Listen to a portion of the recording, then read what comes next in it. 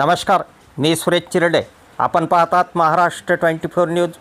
उमरी येथे वीज कोसळून दोघांचा मृत्यू तर एक गंभीर जखमी.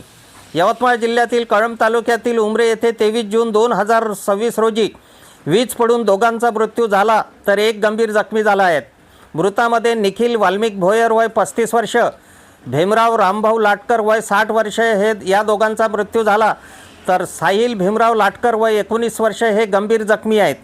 त्यांना उपचारासाठी यवतमाळ येथे हलविण्यात आलेले आहे. ही घटना दुपारी 4 वाजताच्या दरम्यान घडली.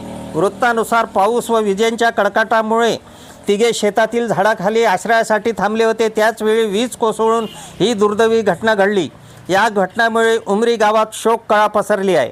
तर हवामान खात्याच्या अंदाजानुसार पुढील सतत 2 दिवस आज रात्री 12 वाजतापासून नांदेड, परभणी, हिंगोली, बीड, लातूर, धाराशिव, उस्मानाबाद, सोलापूर, अकोला, वाशिम, अमरावती, यवतमाळ, बुलढाणा, जालना, छत्रपती संभाजी महाराज नगर या जिल्ह्यांना अलर्ट घोषित करण्यात आले आहेत.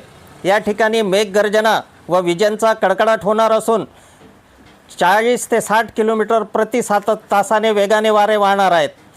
मुसळधार ते अतिमुसळधार पाऊस पडण्याची शक्यतासुद्धा हवामान खात्याने व्यक्त केली आहे. तर अनेक ठिकाणी पाणी साचण्याची शक्यतासुद्धा यावेळी व्यक्त करण्यात आली आहे. नागरिकांनी अनावश्यक बाहेर पडणे टाळण्याचे आवाहन प्रशासनाने केले आहे. अफजल खान, ऋषिकेश हिराजसह मी सुरेश चिरडे, महाराष्ट्र 24 न्यूज, दिग्रस, यवतमाळ.